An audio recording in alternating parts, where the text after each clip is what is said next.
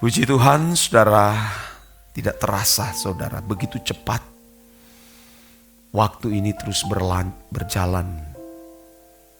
Bahkan ketika kita menyembah di hadapan Bapa, kalau memiliki hadirat Tuhan itu tidak terasa saudara. Sungguh tidak terasa. Nah saudara sekalian, makin hari ke depan saudara, makin sedikit orang yang setia kepada Tuhan. Makin hari. Makin sedikit orang-orang yang setia. Pasti ada seleksi alam secara natural yang terjadi di dalam kehidupan orang percaya. Mereka yang kurang, apalagi tidak sungguh-sungguh di dalam Tuhan,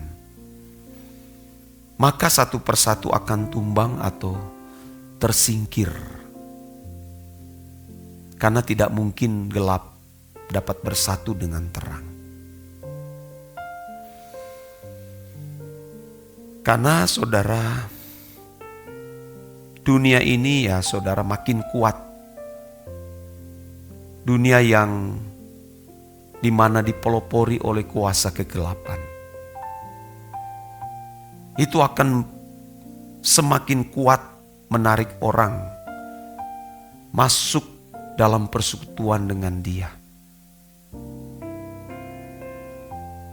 Dia akan menawarkan banyak hal yang menyangkut keindahan dunia, keindahan alam, dan berbagai keindahan-keindahan yang lain, yang membuat manusia bisa terpesona, sehingga lupa ada dunia yang lebih indah yang ditawarkan oleh Tuhan Yesus, yaitu langit baru dan bumi yang baru. Kita harus menyadari bahwa manuver dan gerakan kuasa kegelapan itu makin intens, makin aktif. Dan inilah yang membuat banyak orang Kristen berguguran. Tidak sadar bahwa kita sedang ada di medan perang. Jangan sampai saudara, kita dikuasai oleh iblis dan para antek-anteknya. Jangan sampai kita ditawan.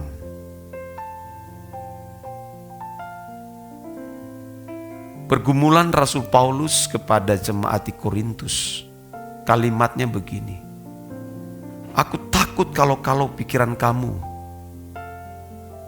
disesatkan seperti Hawa yang diperdaya oleh ular dengan segala kelicikannya. Karena pikiran manusia ini ibarat hamparan yang luas, yang sangat mudah dikuasai oleh iblis.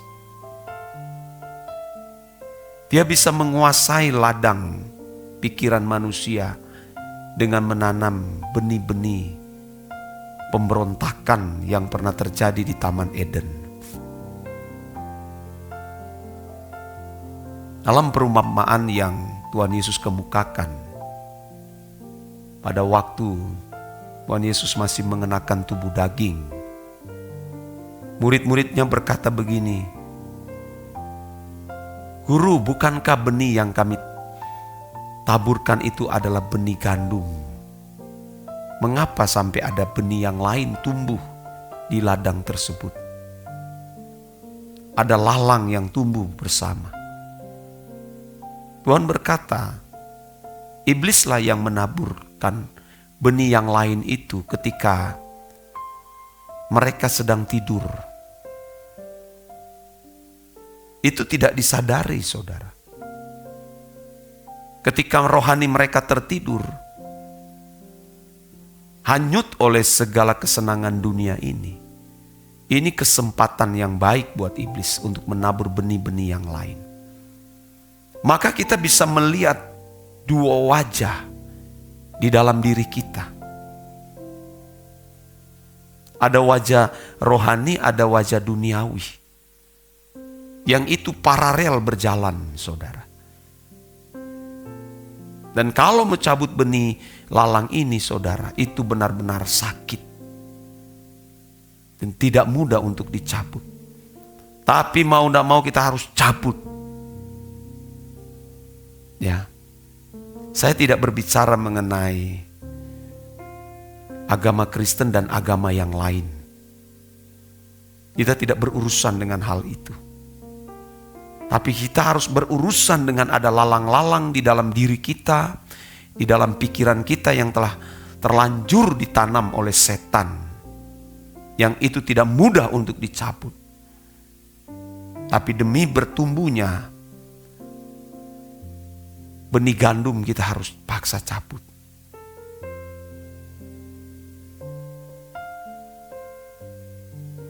Seperti Ismail tidak bisa tinggal bersama-sama dengan keluarga Abraham. Karena dia akan membunuh Ishak. Mau tidak mau, karena Ismail ini bukan keturunan atau anak perjanjian. Apalagi dia menindas Ishak. Dia keturunan dari Hagar yang berasal dari Gunung Sinai. Dia harus diusir. Kalau tidak dia akan bunuh Ishak. Saudara harus memperhatikan akan hal ini. Maka tidak ada hari tanpa berdoa. Karena iblis menantikan waktu yang terbaik, waktu yang tepat. Tidak mungkin apa yang diucapkan kepada Tuhan Yesus saat dia menawarkan berbagai keindahan kepada Tuhan Yesus supaya menyembah Dia dan mendemonstrasikan kuasa dan mujizatnya dengan menjatuhkan tubuh dari atas bumbungan bait Allah. Dia gagal, tapi ada kalimat dikatakan bahwa dia pergi dan menunggu waktu yang tepat. Pasti strategi itu juga dilakukan bagi orang percaya. Dia menunggu waktu yang tepat. Kapan seseorang lemah? Kapan seseorang rohaninya tertidur? Dalam penyembahan tadi, saudara, ya, ada semacam ketakutan atau kegentaran dalam hati. Dalam hidup ini adalah jangan sampai kita tidak ada di hadirat Allah. Celaka, saudara. Kalau sampai seseorang tidak ada di hadirat Allah, habis. Dia akan dikuasai oleh kuasa kegelapan. Masa ini adalah masa penampian. Seperti perkataan Tuhan Yesus kepada Petrus, Petrus, engkau melihat iblis sedang menampi engkau. Makanya tidak boleh berhenti berdoa setiap hari, menyembah Tuhan. Terserah orang mau berkata kita sok suci dengan segala macam, terserah. Tapi kita mau hidup di hadirat Allah. Kita harus menjaga perasaan Bapa. Jangan sampai, saudara, kita makin hari makin dingin di hadapan Allah. Cinta kita makin dingin. Karena di akhir zaman, Tuhan Yesus berkata dalam Matius 24 ayat 12b, bahwa kasih kebanyakan orang akan menjadi dingin. Mengapa menjadi dingin? Karena pengaruh dunia yang jahat yang terjadi di sekitar orang percaya, maka kasih kebanyakan orang menjadi dingin. Ayat selanjutnya, ayat 13 dikatakan, tetapi orang yang bertahan sampai pada kesudahannya akan selamat. Yang bertahan. Yang tidak bertahan, saudara, akan terbawa arus. Makanya kita harus bertekun. Tetap gigih. Setia, saudaraku, di hadapan Allah dengan hidup suci, hidup kudus, hidup tidak bercacat, tidak bercelah.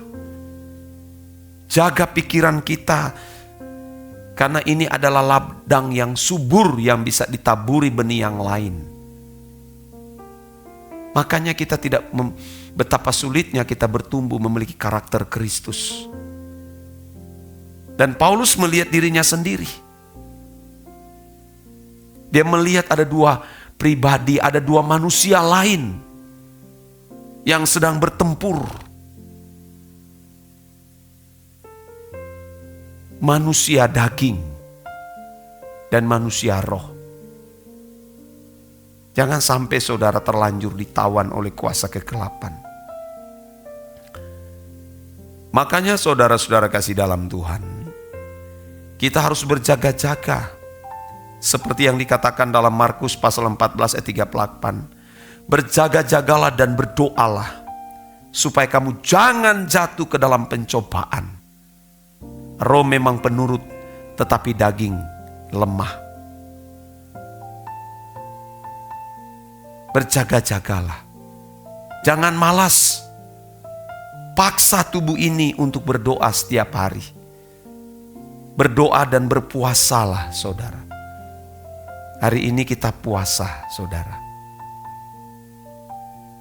Kita puasa. Dan jangan lupa saudara, jam 5 sebentar kita ikuti doa puasa. Baik secara onsite maupun secara online. Khususnya bagi saudara yang ada di luar daerah. Jam 5 kita puasa. Saya akan siarkan secara streaming. Kita makin hari makin kuat berdoa dalam Tuhan. Karena sudah jelas dalam Matius pasal 3 ayat 1 bahwa ketahuilah bahwa pada hari-hari terakhir akan datang masa yang sukar. Akan datang masa yang sukar. Dan saya kira inilah masa itu. Banyak orang sudah tidak mencintai Tuhan. Dia rajin ke gereja, bahkan mengambil bagian dalam pelayanan. Tapi dia tidak berubah. Karakter kambing itu masih melekat. Karakter lalang juga masih melekat. Dan betapa sulit mencabut atau mengeluarkan karakter-karakter yang buruk tersebut. Dan inilah kesempatan bagi kita untuk kita terus berjuang. Jangan lalai saudara, kita sedang ada di medan perang. Tidak ada gencatan senjata sampai kita menutup mata. Amin.